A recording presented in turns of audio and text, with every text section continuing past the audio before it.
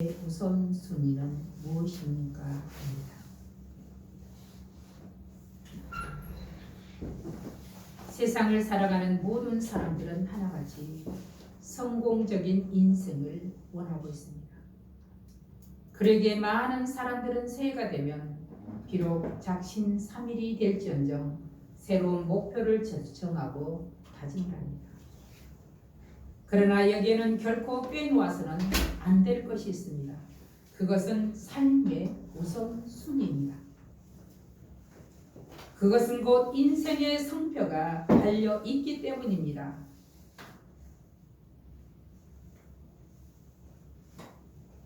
성패가 달려있는 우리 인생에 있어서 어떤 사람은 인생을 성공의 길로 가는 사람이 있지만 어떤 사람은 실패의 길로 가는 경우가 있습니다.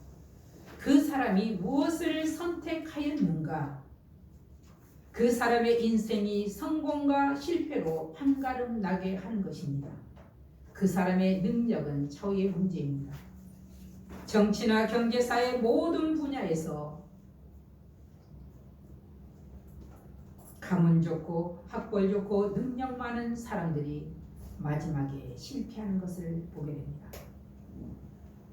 바로 선택을 잘못하여 살았기 때문입니다. 그런데 세상적인 눈으로 보는 성공이 있는가 하면은 또 다른 눈으로 보는 성공이 있습니다. 바로 성경적인 눈, 영적인 눈입니다. 그러므로 우리들은 일을 선택함에 있어서 먼저 하나님이 기뻐하신 일이 무엇인가를 생각하고 하나님 나라를 구하는 것을 삶의 우선순위로 도의하겠습니다. 이는 곧 세상을 행복하게 살아갈 수 있는 비결이요 인생을 성공적으로 살아갈 수 있는 비결입니다. 하나님은 우리에게 생명과 호흡과 만물을 공급하시는 분으로 우리 인생에 있어서 유일무이한 주인입니다. 그렇기 때문에 우리는 이 유일무이한 하나님, 나의 주이신 하나님의 길을 우리는 삶의 우선순위로 둬야 합니다. 예수님께서 하나님의 돌보신 섭리에 대해서 두 가지 비유를 예로 들으셨습니다. 먼저 공중의 새를 보라. 심지도 않고 거두지도 않고 창고에 모아들이지도 아니하되 너희는 이것들보다 귀하지 아니하냐? 이렇게 말씀하셨습니다. 새들은 인간처럼 양식을 마련하거나 축적하는데 급급하지 않습니다. 그럼에도 하나님께서 그들을 먹여 살리시는데 하나님의 형상 따라 지은 너희 인간이 육체적 양식에 집착한 새보다 더 큰 은혜로 보호해 주시지 않겠느냐, 이 말씀입니다. 그리고 두 번째는 들의 백합화를 비유로 들었습니다. 인간들처럼 의복을 마련하기 위해서 수고와 길쌈을 하지 않더라도 하나님께서는 꽃 중에서 가장 아름답게 솔로몬의 영광스러운 옷보다 더 화려한 모습으로 가꾸어 주셨습니다. 그렇다고 먹고 입고 살기 위한 육체적 노동이 값지지 않다는 말이 아닙니다. 지나치게 먹고 사는 일에 염려하지 말라는 뜻입니다. 그런데 우리는 먹고 사는 일에 전전긍긍하고 있습니다. 33절에 그랬습니다. 한번 같이 읽어봅니다. 33절. 그런즉 너희는 먼저 그의 나라와 그의 의를 구하라. 그리하면 이 모든 것을 너희에게 더하시리라. 아멘. 이렇듯 예수님의 산상순의 말씀은 공생의 초기에 갈릴리 호수 주위에 한 산에서 유대인 무리들에게 행한 주옥같은 설교 말씀입니다. 마태복음 5장에서 7장은 산상수훈으로 크게 5단락으로 구분되고 있습니다. 첫 번째는 8가지의 복을 말씀하셨습니다. 심령이 가난한 자는 복이 있나니라. 두 번째는 성도들의 생활과 율법에 대해서 말씀하셨습니다.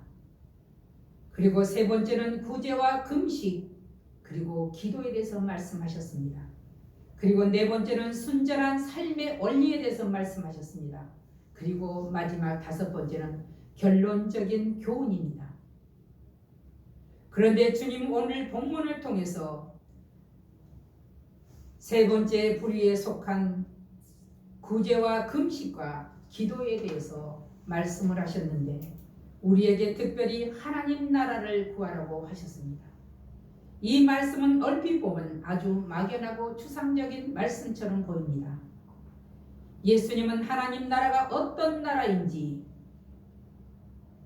전혀 설명이 없는 상태에서 이 말씀을 하셨습니다.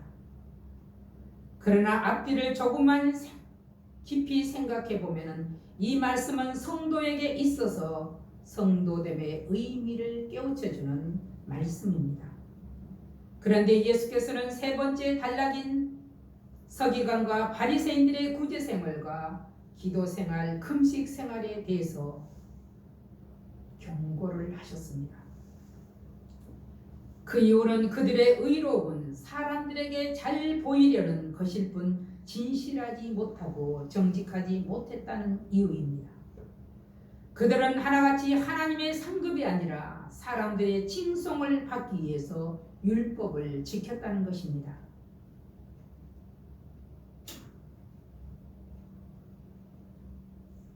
그러면 우리는 본문 말씀을 통해서 우리가 구해야 하는 하나님 나라가 어떤 나라인지 말씀을 통해서 살펴봐야 하겠습니다.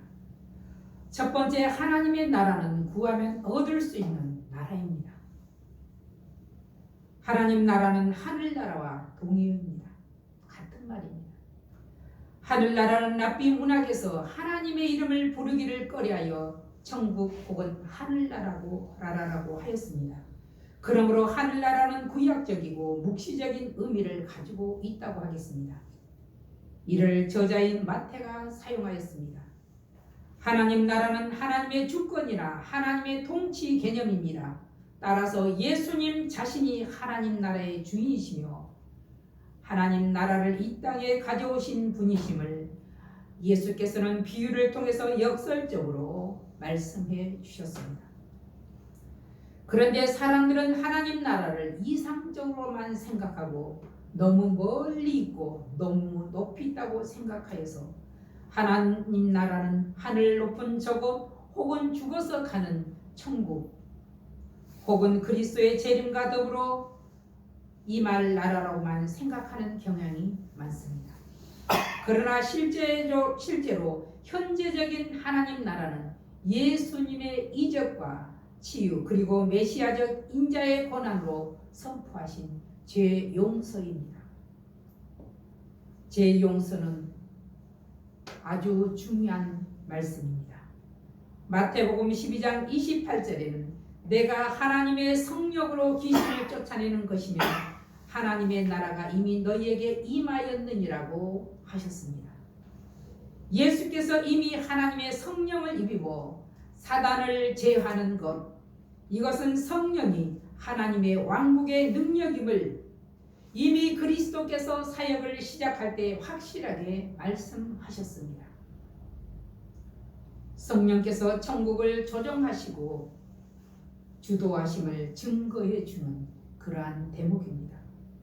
그러므로 우리 안에 성령이 임하였다는 것은 이미 내 안에 하나님 나라가 임했다는 증거입니다. 그래서 예수께서 말씀하셨습니다. 천국이 여기 있다 저기 있다 해도 가지 말라고. 천국은 이미 내 안에 있느니라. 그러므로 우리는 이제 하나님의 나라는 너무 이상적으로나 내세의 세계로만 생각하지 않아야겠습니다. 예수 그리스도를 믿는 그리스도인들은 이 세상에 살면서 하늘의 시민권을 소유한 사람입니다. 예수님이 말씀하신 하나님의 나라는 예수님이 다스리고 지배하는 곳, 바로 그곳이 하나님의 나라입니다. 그와 같이 예수 그리스도의 이름으로 질병이 고쳐지고 귀신이 떠나가고 그리스도의 평안이 임하면 그 안에 하나님의 나라가 임한 것입니다. 그러므로 예수께서 하나님의 나라는 구하면 반드시 얻게 된다는 사실을 전제로 말씀하셨습니다. 그러므로 그리스도인들은 두 개의 세계 속에서 충실한 삶을 추구하는 것이 요청되고 있다는 사실을 우리는 기억해야 합니다.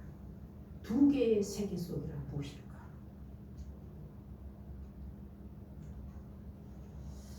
그런데 요즘은 그 어느 때보다 코로나 바이러스로 인해서 많은 사람들이 혼동을 하고 있습니다. 이 땅에 사는 시민권자로서 이 땅의 법을 지켜야 하고 예수 그리스도를 믿는 하나님의 나라의 시민권을 가진 자로서 하나님의 법을 지켜야 하는 것 때문입니다.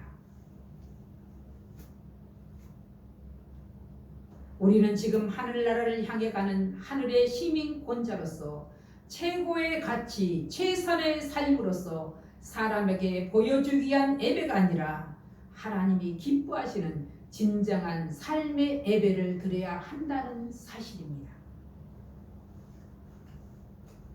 우리가 구하고 하나님의 관여하심이 바로 곧 하나님의 나라가 임하는 것이기 때문입니다. 인간이 얼마나 위대한 존재입니까? 허벌판을 도시로 만들고 공장을 지어 각가지 물건을 만들어 쏟아내는 형언하기 어려울 만큼 찬란한 문명을 이룩한 것이 바로 사람입니다. 그런데 병든 자에게는 이 모든 것들도 허무함을 느낄 뿐입니다. 가장 기본적인 것이 갖춰져 있지 않기 때문입니다. 바로 25절 말씀입니다. 그러므로 너희에게 이르노니 무엇을 위하여 무엇을 먹을까 무엇을 마실까 몸을 위하여 무엇을 입을까 염려하지 말라 했습니다. 목숨이 음식보다 중하지 아니하며 몸이 의복보다 중하지 아니하냐. 사람들은 인생의 문제를 의식주와 관련시키지만 이것들은 모두 몸을 위하여 필요한 도구에 지나지 않는다는 것입니다.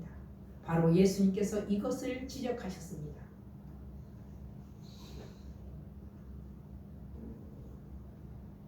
둘째는 하나님의 나라는 바로 이 땅에서 실현해야 될 나라입니다.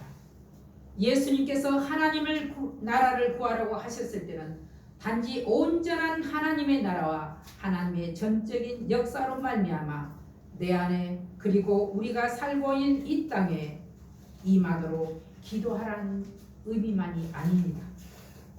그 말씀은 우리의 삶을 통해서 그 나라와 의의 실현을 추구하라는 것입니다. 그 의미를 들자면 그리스도의 말씀으로 인하여서 우리의 삶을 확실한 신앙의 삶으로의 전환을 촉구하는 것입니다. 우리가 먹고 입고 마시는 가장 기본적인 것이 우리가 살아가는 데 있어서 가장 중요한 것입니다. 그런데 예수님께서는 하나님의 나라와 의를 먼저 구하면 이 모든 것을 덤으로 주시겠다고 하셨습니다. 얼마나 하나님의 나라와 의가 가치 있고 거룩한 일이기에 먼저 생각하고 구하라고 하셨을까? 그것도 사람이 아닌 하나님. 그런데 하나님의 나라를 먼저 구하는 일은 그리 어려운 일이 아님을 우리는 성경을 통해서 볼 수 있습니다. 조금 더 구체적으로 말하자면 항상 기뻐하라 그랬습니다. 그리고 쉬지 말고 기도하라. 범사에 감사하라.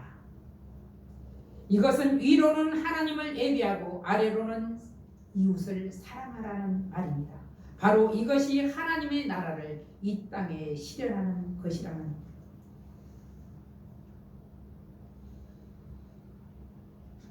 그리고 예수님은 우리에게 당부하셨습니다. 누군가 말하기를 나만 생각하는 이기적인 행동이 냉랭한 사회를 만들어 간다고 했습니다. 그런데 이 냉랭한 사회는 이제 코로나 바이러스로 인하여서 단절의 사회로 만들어 버렸습니다.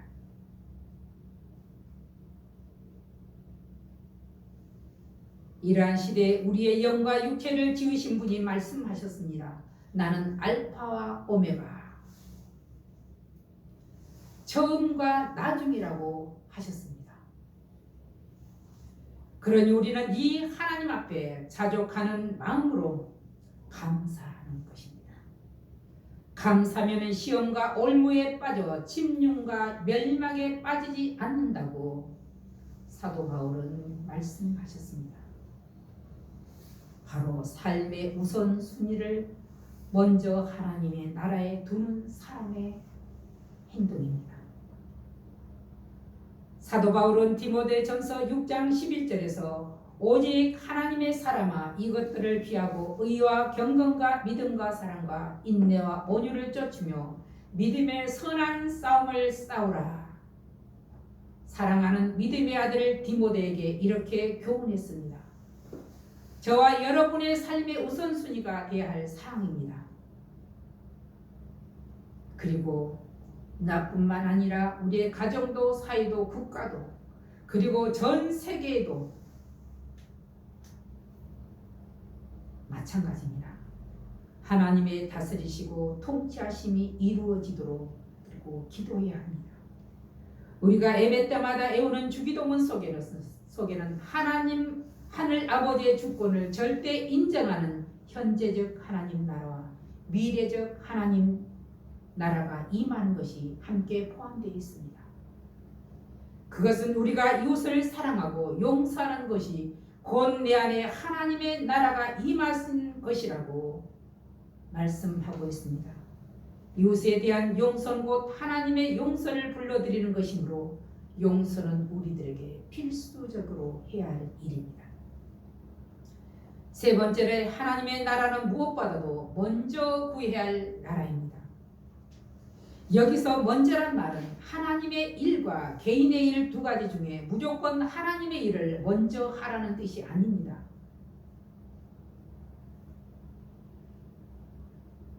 비록 두 가지 다 모두가 급하다 할지라도 하나님의 일을 우선으로 생각할 줄 알고 처리할 줄 아는 마음과 행동을 말합니다.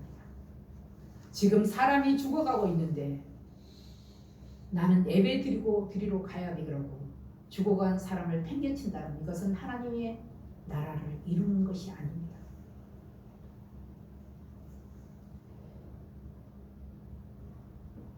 먼저 생명을 구하는 것이 하나님의 나라를 이루는 것입니다.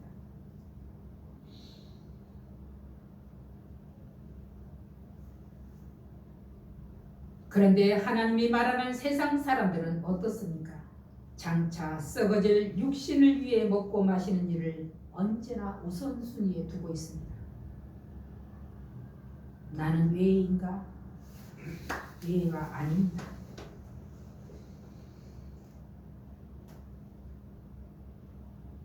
주님께서 말씀하시기를 생계를 염려한다는 것은 마음이 둘로 나누어져 있다는 것이요 하나님을 믿지 못하는 불신앙의 표시라고 말씀하셨습니다. 바로 우리들이 명심해야 할 말씀입니다. 31절 32절을 같이 한번 읽어봅니다. 그러므로 염려하여 이르기를 무엇을 먹을까 무엇을 마실까 무엇을 입을까 하지 말라. 이는 다 이방인들이 구하는 것이라. 너희 하늘 아버지께서 이 모든 것이 너희에게 있어야 할 줄을 아시느니라. 아멘. 우리의 필요를 주께서 아신다였습니다. 그런데 분명히 마태복음 7장 7절에는 구하라 주실 것이요.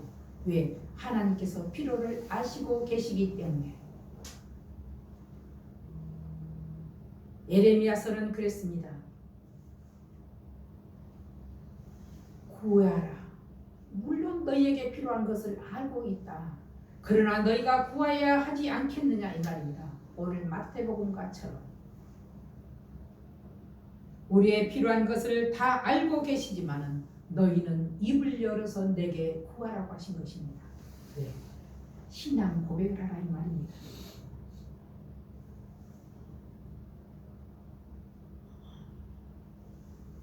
예수께서는 세상의 것으로 염려 근심하는 자들에 대해서 너희는 먼저 그의 나라와 그의 의를 구하라. 그리하면 이 모든 것을 너희에게 더하시리라. 우리에게만 요구하시는 것이 아닙니다. 예수님도 안식일에 생명을 위하여 병 고치는 일을 마다하지 않으셨습니다. 이를 논쟁하는 바리새인들에게 아버지께서 일하시니 나도 일한다 라고 말씀하셨습니다. 아버지께서 일하시니 나도 일한다. 성부 하나님께서도 일하시니 나도 일한다. 예수께서는 무슨 일을 하셨는가? 생명 살리는 일을 하셨습니다. 우리가 해야 할 일은 무엇인가? 복음을 전하는 일입니다. 이 땅에 하나님 나라를 갖고 가는 일입니다. 결론적으로 34절 같이 한번 읽어봅니다. 그러므로 내일 일을 위하여 염려하지 말라. 내일 일은 내일이 염려할 것이요 한날의 괴로움은 그날의 족하니라. 아멘. 이는 미래에 대한 계획과 준비가 필요 없다는 말이 아닙니다. 육체적인 삶에 따르는 오늘의 여러 가지 염려를 내일까지 미루지 말라는 것입니다. 근데 어떻게 그러냐면 무슨 일이 생기면 계속 염려를 합니다. 염려를 한다고 해결되느냐? 해결된 것은 아무것도 없습니다. 그래서 모든 걱정과 염려를 다 십자가에 내려놓고 예수께 맡기고 너희는 구하라고 하신 것입니다. 내일까지 이어서 염려하는 일은 우리 인생에 있어서 아무 유익이 없으니 오늘 일은 오늘에 족하고 내일은 다시 새로운 은혜를 힘입어 살아가라는 지혜를 제시하신 것입니다.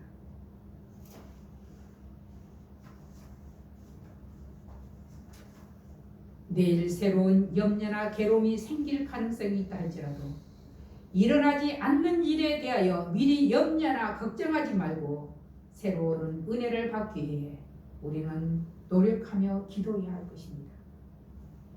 우리가 살고 있는 하나님의 나라는 아직 완성되지 않았습니다. 하여 현재적 하나님 나라에는 참 신자도 있지만 거짓 선지자도 하나님 나라를 무너뜨리는 회방자도 많다는 사실입니다. 그러나 이러한 가운데서도 나는 내 삶의 우선순위를 무엇으로 정해야 될까? 바로 돈과 명예와 권력이 아니라 하나님의 나라와 그의 의를 구하는 우리가 되어야 하겠습니다. 기도하겠습니다. 살아계신 아버지 하나님 감사드립니다. 하나님의 나라와 그의 의가 무엇인가? 바로 예수 그리스도를 나의 주인으로 모시고 고백하는 것입니다. 그리스도가 내 안에 있을 때 새로운 피조물로 탄생된 것을 성경은 분명하게 우리에게 가르쳐주고 있습니다. 내가 부활이요 생명이니 예수 그리스도를 통하지 않고서는 우리가 하나님의 나라의 시민권자도 하나님의 아들도 아님을 우리는 알게 됩니다. 예수 그리스도가 나의 구주요 나의 길이요 나의 생명임을 다시금 깨닫게 하여 주시옵소서. 예수 그리스도 이름으로 감사하며 기도하옵나이다. 아멘.